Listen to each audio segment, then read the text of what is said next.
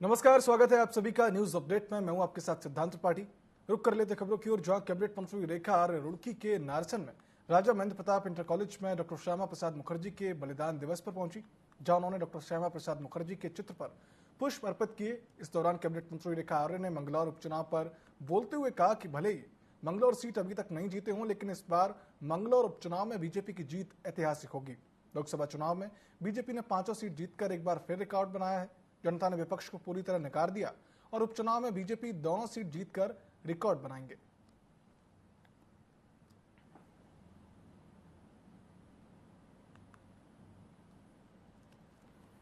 Bharatiya Janata party का प्रत्येक कार्यकर्ता यह भाव रखता है कि जिसको भी भारतीय जनता पार्टी का चुनाव चिन्ह कमल का फूल मिला, इसका मतलब वो भारतीय जनता पार्टी का कैंडिडेट है। ठीक उसी प्रकार से भारतीय जनता पार्टी का कैंडिडेट जिस प्रकार से प्रधानमंत्री मोदी जी के साथ में और जिस प्रकार से हमारे मुख्यमंत्री पुष्कर सिंह धामी जी के साथ में खड़ा है और उनके विचारों से जो समर्थन करता है, मुझे लगता है कि मंगलौर की जनता भी उसका समर्थन करती है और आने वाला समय परिणाम के रूप में हम सबको दिखेगा। इसलिए किसी प्रकार का मैं कहूं कि असंतोष यहाँ पर व्याप्त नहीं है। बद्रीनाथ मंगलौर सीट पर उपचुनाव को लेकर सियासी पारा चढ़ने लगा है। अल्मोड़ा पहुंचे बीजेपी के प्रदेश प्रवक्ता सुरेश जोशी ने पत्रकार वार्ता में कहा कि बद्रीनाथ व मंगलौर उपचुनाव में भाजपा की स्थिति काफी मजबूत है। जिस तरह लोकसभा चुनाव में प्रदेश की 5 सीटों पर बीजेपी का प्रदर्शन रहा है, उससे साफ हो गया है कि दोनों सीटों पर बीजेपी की जीत तय है। उन्होंने कहा कि धामी सरकार लगातार जनता के हित में काम कर रही है। 2022 में पार्टी ने जो भी संकल्प लिए थे, उन सभी पर काम किया जा रहा है।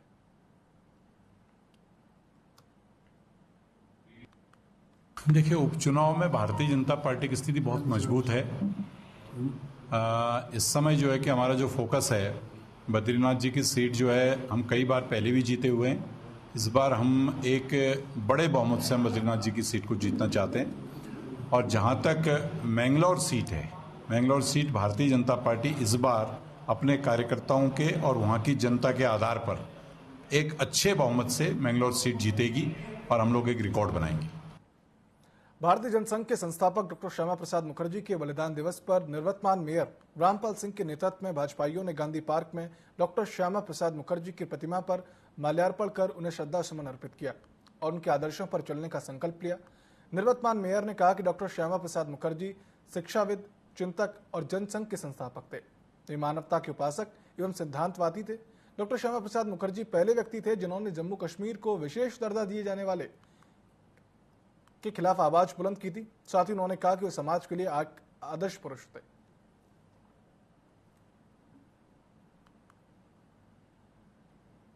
आदरणीय श्यामा प्रसाद मुखर्जी जी का आज बलिदान दिवस है और उन्होंने मात्र 51 साल की उम्र में जो ये सपना देखा था कश्मीर के ऊपर कि एक देश, एक निशान और एक संविधान, वो आज साकार जो हुआ है, तो निश्चित रूप से उनके सपनों का भारत बनने जा रहा है। और उनके सपनों का भारत बनने जा रहा है तो निश्चित रूप से एक ऐसा भारत बनेगा जो अखंड भारत होगा और जहां एक देश, एक संविधान और एक निशान पे देश चलेगा। भारतीय जनसंघ के संस्थापक डॉक्टर श्यामा प्रसाद मुखर्जी के बलिदान दिवस पर भाजपा ने प्रदेश के अनेक स्थानों पर विचार गोष्ठी का आयोजन किया। कर्णप्रयाग में आयोजित विचार गोष्ठी में भाजपा के प्रदेश अध्यक्ष महेंद्र भट्ट ने बतौर मुख्य अतिथि कार्यक्रम में शिरकत की। इस दौरान महेंद्र भट्ट ने कहा कि हिंदुत्व के अलग जगाने वाले डॉक्टर मुखर्जी के बलिदान को कभी भुलाया नहीं जा सकता। बद्रीनाथ उपचुनाव को लेकर उन्होंने कहा कि हम बड़े अंतर से बद्रीनाथ उपचुनाव को जीतने जा रहे हैं।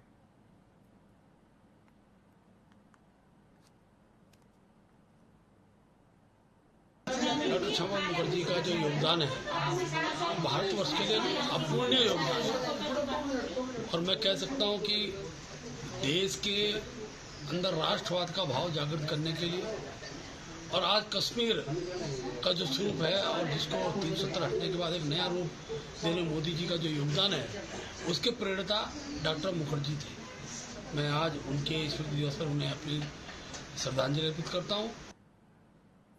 मसूरी में बीजेपी कार्यकर्ताओं ने डॉक्टर श्यामा प्रसाद मुखर्जी की पुण्यतिथि पर तिलक मेमोरियल लाइब्रेरी में कार्यक्रम आयोजित कर उन्हें याद किया। मसूरी तिलक मेमोरियल लाइब्रेरी में जनसंघ के संस्थापक अध्यक्ष डॉक्टर श्यामा प्रसाद मुखर्जी की पुण्यतिथि पर कार्यक्रम आयोजन किया गया। बीजेपी कार्यकर्ताओं ने डॉक्टर श्यामा प्रसाद मुखर्जी की पुण्यतिथि को बलिदान दिवस के रूप में मनाया। श्यामा प्रसाद मुखर्जी के चित्र पर माल्यार्पण कर पुष्पांजलि अर्पित की गई। मसूरी नगर पालिका के पूर्व अध्यक्ष ओपी उनियाल, मसूरी भाजपा मंडल अध्यक्ष राकेश रावत और महामंत्री खुशहाल राणा ने लोगों से उनके बताए गए मार्ग पर चलने का आह्वान किया।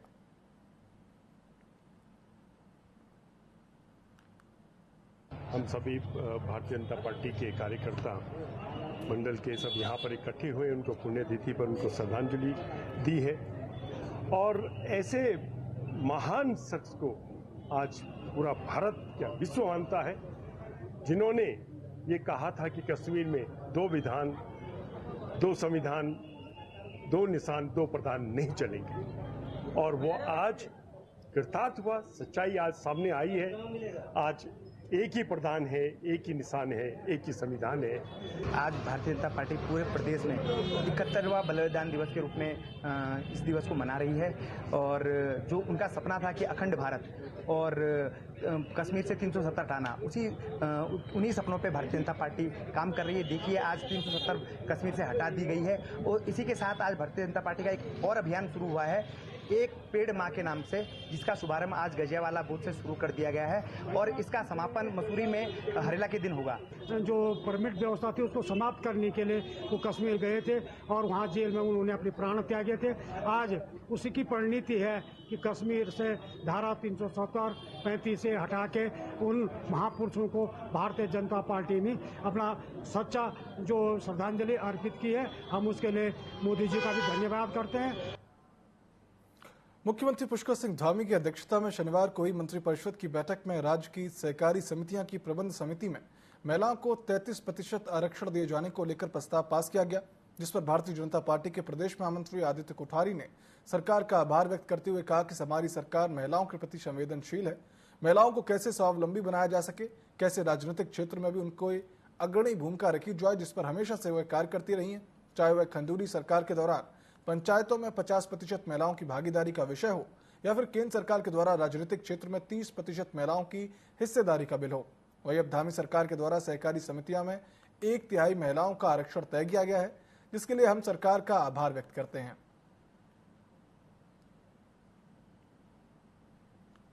ने महिला शक्ति के सशक्तिकरण का लगातार काम करती आई है। केंद्र की सरकार ने भी नारी शक्ति बंधन का अधिनियम देश में पास किया है। संसद में, राज्य विधानसभाओं में और संसद में भी, लोकसभा में भी 1/3 बहुमत के आरक्षण की व्यवस्था महिलाओं के लिए की है। और इससे पूर्ववर्ती जो हमारी राज्य की सरकार थी, आदरणीय भुवन चंद्र खंडूरी जी हमारे राज्य के मुख्यमंत्री थे, उन्होंने भी जो है पंचायतों में 50% आरक्षण की व्यवस्था पहली बार उत्तराखंड में की थी। ठीक इसी तरह से सहकारी क्षेत्र, सहकारिता का जो क्षेत्र है वो भी काम करने का एक बहुत बड़ा क्षेत्र है। उसमें भी जो उनकी जितने भी समितियां बनती हैं, प्राथमिक समिति से लेकर के और राज्य स्तर तक की शीर्ष समिति तक, उसमें उन्होंने 1/3 आरक्षण की व्यवस्था पुष्कर सिंह धामी जी ने की है। ये बहुत ही स्वागत योग्य कदम है। शनिवार को धामी कैबिनेट की बैठक संपन्न हुई, जिसमें कई अहम फैसलों पर मुहर लगी है, जिसको लेकर कैबिनेट मंत्री रेखा आर्य ने कहा कि कैबिनेट में हमारे विभागों से संबंधित पर्टिकुलर ऐसी कोई प्रस्ताव कैबिनेट में नहीं आई, पर एक प्रस्ताव जो कि उत्तराखंड के राज्य कर्मचारी चाहें वह हमारे विभाग से संबंधित हो या मंत्रीगण विभाग से संबंधित हो, उनके हित में एक बड़ा फैसला लिया गया है।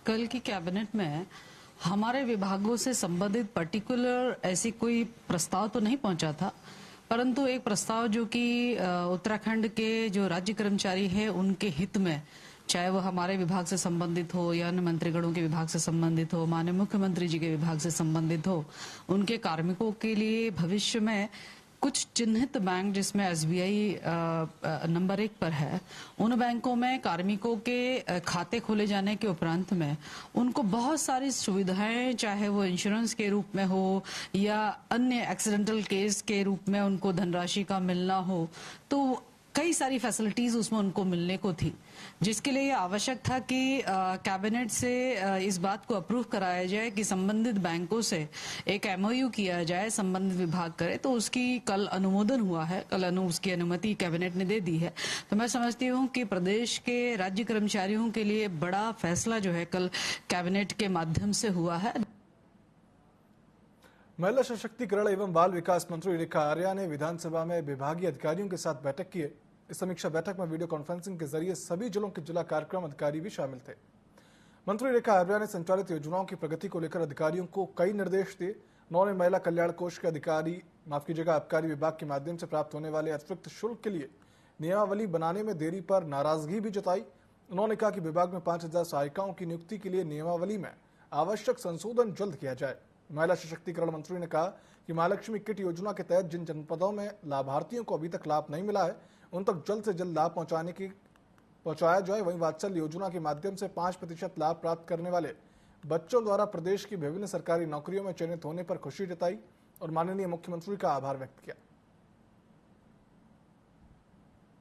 आंगनबाड़ी केंद्रों के साथ साथ में हमारे महिला कल्याण विभाग और हमारे महिला सशक्तिकरण विभाग दोनों की ही समीक्षा बैठक की गई है और दोनों ही विभागों की समीक्षा करते हुए विभाग में संचालित योजना चाहे वो नंदा गौरा हो, चाहे आंगनबाड़ी कार्यकर्तियों का मानदेय का भुगतान के संदर्भ में हो, चाहे वात्सल्य योजना के भुगतान के संदर्भ में हो, अथवा पोषण ट्रैकर के संदर्भ में हो, अथवा हमारे आंगनबाड़ी भवनों के निर्माण के संदर्भ में हो, अथवा हमारे जितने भवन जो किराए के भवन में चल रहे हैं उनको न्यूनतम किराए के भवनों में परिवर्तित करना हो, इस संदर्भ में समीक्षा की गई है। और निश्चित रूप से जो पोषण ट्रैकर जो भारत सरकार द्वारा पोषण को लेकर लगातार ट्रैकिंग करना सुनिश्चित उसके माध्यम से हो पाता है, उसको 100% जिन जनपदों में 90% का काम है अर्थात जिन जनपदों में 70% का काम है उन्हें 30 जून तक जो है उसे 100% करने के साफ निर्देश दिए हैं।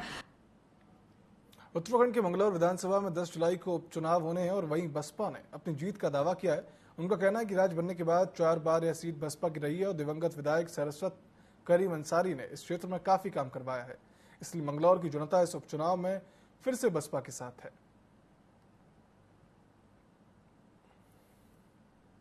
जो वोट परसेंट आप कम रह रहे हो, मैंने कुछ दिन पहले भी एक न्यूज चैनल में बताया था कि कुछ जगह हमने गांव में गए, उन्होंने ये बताया कि हमारे पूरे कुनबे के 50 वोट थे, निकले उसमें से 10। और कुछ दिन पहले एलएन ने मस्की में बोला है कि मशीन गन में गड़बड़ हो सकती है। तो जो वोट परसेंटेज कम हुआ है तो हम उससे ये नहीं कहते कि हमारे समाज ने वोट नहीं दिया, वोट तो हमारा दिया है। कहीं ना कहीं देखो इल्जाम लगने शुरू हो गए, हो सकता है कि उस वजह से हमारे वोट परसेंट कम रहा हो।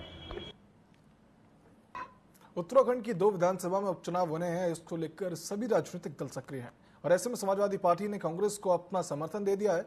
समाजवादी पार्टी के राष्ट्रीय महासचिव डॉक्टर सत्यनारायण सचान ने बताया कि उनके पास कांग्रेस प्रदेश अध्यक्ष की ओर से पत्र आया था, उसमें समर्थन का आग्रह किया गया था। मंगलौर और बद्रीनाथ विधानसभा में कांग्रेस को सपा का पूरा समर्थन रहेगा। सपा कार्यकर्ता कांग्रेस के साथ मिलकर दोनों सीटों पर जीत के लिए कार्य करेंगे और कांग्रेस को जीत दिलाने में पूरा सहयोग करेंगे।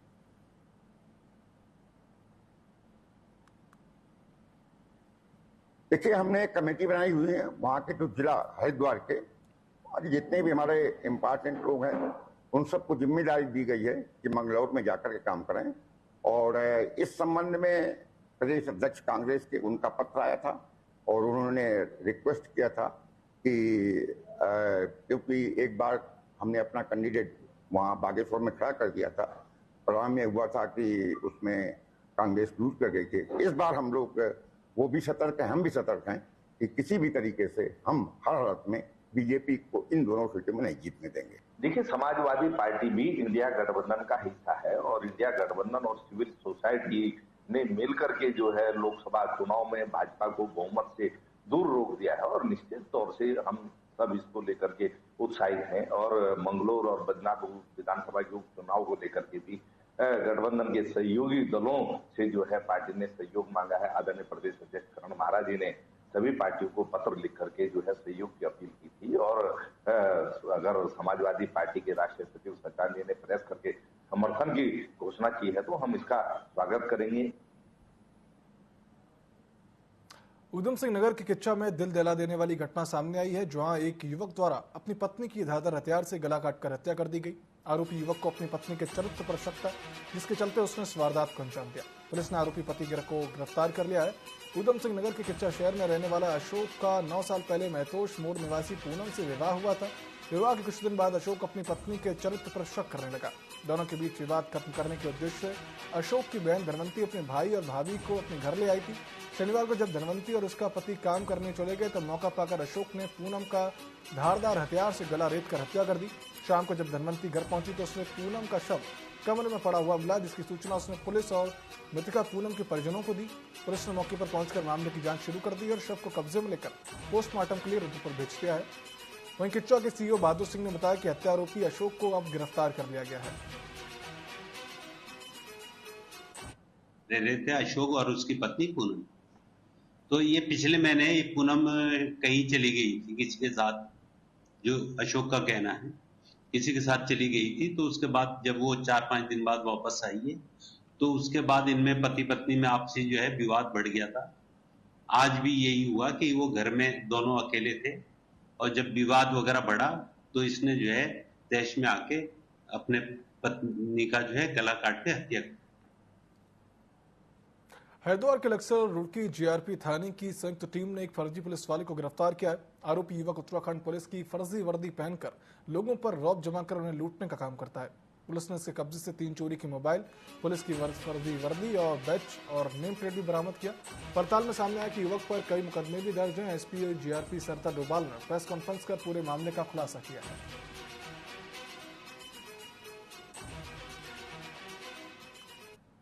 द्वारा बताया गया था कि एक व्यक्ति जो है पुलिस की वर्दी पहन करके रेलवे स्टेशन के आसपास लोगों पर रौब गालिब करते हुए जो है उनसे नाजायज़ डिमांड कर रहा है। इसी संबंध में जो है एसओ जीआरपी द्वारा अपनी टीम गठित करते हुए इसके बारे में इंफॉर्मेशन कलेक्ट की गई। सीसीटीवी फुटेज वगैरह दिखाई दिए देखे तो एक व्यक्ति को आइडेंटिफाई किया गया जिसको कि पूछताछ की गई तो उसके द्वारा जो है फर्जी पुलिस की वर्दी पहन करके और नेम प्लेट लगा करके लोगों में अपना रौब दिखा रहा था। उसके बारे में जब पता किया गया तो पूर्व में भी उसमें मुकदमे पंजीकृत हैं, जिसमें कि लूट के मुकदमे उस पर पंजीकृत हैं, जिसमें पूर्व में ही उसके द्वारा वर्दी पहनकर ही लोगों से लूट की गई है। और गिरफ्तारी के समय उसके पास से 3 मोबाइल भी बरामद हुए हैं जो कि चोरी से संबंधित है। हरिद्वार में आगामी दिनों में होने वाली कांवड़ यात्रा को लेकर पुलिस प्रशासन अपनी तैयारी में जुटा हुआ है। जल्दी देहरादून में उत्तराखंड की पुलिस महानिदेशक की अध्यक्षता में कांवड़ मेले को लेकर वरिष्ठ पुलिस अधिकारियों की एक बड़ी बैठक होगी। कांवड़ यात्रा के लिए पुलिस की ओर से एक गाइडलाइन भी तैयार की जाएगी और इस गाइडलाइन को सभी राज्यों को भेजा जाएगा। बता दें कि हर साल कांवड़ यात्रा के दौरान हरिद्वार में लाखों की संख्या में श्रद्धालु पहुंचते हैं और ऐसे में पुलिस प्रशासन सभी व्यवस्थाओं को मुकम्मल करने की तैयारी में है। कांवड़ के लिए भी हम व्यापक पुलिस प्रबंध करेंगे और इस संबंध में हम बहुत जल्द ही इंटर स्टेट जो बैठक होती है हमारी पुलिस अधिकारियों की, क्योंकि कांवड़ हमारे राज्य के लिए एक चैलेंज नहीं है। हमारे राज्य के लिए तो है ही बहुत बड़ा चैलेंज, लेकिन बाकी राज्यों के लिए भी एक चैलेंज होता है। जैसे हरियाणा से बहुत सारे लोग आते हैं, राजस्थान तक से लोग आते हैं, उत्तर प्रदेश से आते हैं, दिल्ली से आते हैं। ये सभी तमाम अधिकारी जो है आला अधिकारी, उनकी हम एक बैठक देहरादून में करेंगे और हम अपनी व्यवस्था जो पूर्व की भांति फिर से सुनिश्चित करेंगे। ग्रुप केंद्र काठगोदाम में वाइफ्स एसोसिएशन की 29वीं वर्षगांठ धूमधाम से मनाई गई, जहां शहीद के परिवारों का सम्मान और उनकी समस्याओं का समाधान किया गया। साथ ही मेधावी बच्चों को सम्मानित कर उनकी हौसला अफजाई भी की गई। इस दौरान डीआईजी ने शहीदों के परिवारों की समस्याएं सुनी और उनको मौके पर निस्तारण भी किया। बच्चों ने रंगारंग कार्यक्रम प्रस्तुति कर लोगों का मन मोह लिया। हमारा सीआरपीएफ का 29 कांवड़ रेजिंग डे है और हम इस उपलक्ष्य में क्या है लेडीज़ लोगों के साथ में कांटेक्ट करते हैं। उनको कोई प्रॉब्लम है या उन लोगों को आगे कुछ करना है तो वो हम प्रोत्साहित करते हैं उनको। अपने हम कांवड़ में काफ़ी सारी एक्टिविटीज़ करवाते हैं, किसी को सिलाई सिखवाते हैं, किसी को ब्यूटिशियन कोर्स करवाते हैं। जिनके बच्चों को बाहर जाने में प्रॉब्लम है उनके लिए ट्यूशन्स प्रोवाइड कराते हैं और अंदर हमारे पुस्तकालय है। ये आज जो हमने यहाँ पर ग्रुप सेंटर काठगोदाम सीआरपीएफ में एक सीआरपीएफ वाइफ्स एसोसिएशन करके संस्था है जो सीआरपीएफ में जो परिवार हैं उनके वेलफेयर के लिए ये काम करती है संस्था। इसका आज स्थापना दिवस था यहाँ पर और इसी संदर्भ में हमने यहाँ पर एक छोटा सा कार्यक्रम किया जिसमें सांस्कृतिक कार्यक्रम भी हुआ, बच्चों ने लेडीज़ ने भाग लिया और इसके साथ में जो हमारे आसपास के जो शहीद परिवार हैं उनके शहीद परिवार के सदस्यों को यहाँ पर बुला के सम्मानित किया। नीट यूजी परीक्षा और नेट परीक्षा में अनियमितताओं और पेपर लीक को लेकर केंद्र की बीजेपी सरकार के खिलाफ खटीमा कांग्रेस कार्यकर्ताओं ने विधायक विवन चंद्र कापड़े के नेतृत्व में शहीद स्मारक खटीमा में धरना प्रदर्शन पर बैठकर केंद्र की बीजेपी सरकार के खिलाफ जमकर नारेबाजी की। इस अवसर पर नरेंद्र मोदी मुर्दाबाद, भाजपा सरकार मुर्दाबाद, छात्रों के भविष्य के साथ खिलवाड़ बंद करो, 24 लाख छात्रों को न्याय दो जैसे नारे लगाए गए। इसके बाद कांग्रेस के कार्यकर्ताओं ने मुख्य चौक खटीमा पर केंद्र सरकार का पुतला दहन भी किया। आपने देखा होगा कि एक ही कोचिंग सेंटर के बच्चों ने पूरे 100% मार्क्स लाए हैं, 6-7 बच्चे, और धांधली हुई है, साफ साफ स्पष्ट हो रहा। और इकरारनामा भी एक छात्र ने कर दिया कि उसे घर बुला लिया गया, कहा कि व्यवस्था हो गई। तो उसके बावजूद भी सरकार जो है कि जो मेहनती छात्र हैं, जो दिन रात मेहनत कर रहे हैं, जो आम परिवार के छात्र हैं, जो गरीब परिवार के छात्र हैं, उनको न्याय देने की हिम्मत नहीं जुटा पा रही है और इस पेपर को निरस्त नहीं कर पा रही है। तो हम सब यही मांग करते हैं कि हिंदुस्तान में ऐसी मजबूत व्यवस्था बननी चाहिए कि जिससे पढ़े लिखे और मजबूत मेहनत करने वाले छात्र के साथ अन्याय न हो और उनको न्याय मिले। उसी के लिए हम आज यहाँ प्रदर्शन कर रहे हैं। केदारनाथ धाम अपने आने वाले श्रद्धालुओं को अच्छी व्यवस्थाओं के बीच बाबा केदार के दर्शन हो रहे हैं। यात्रा मार्ग पर श्रद्धालुओं के साथ ही पशुओं का विशेष ख्याल रखा जा रहा है।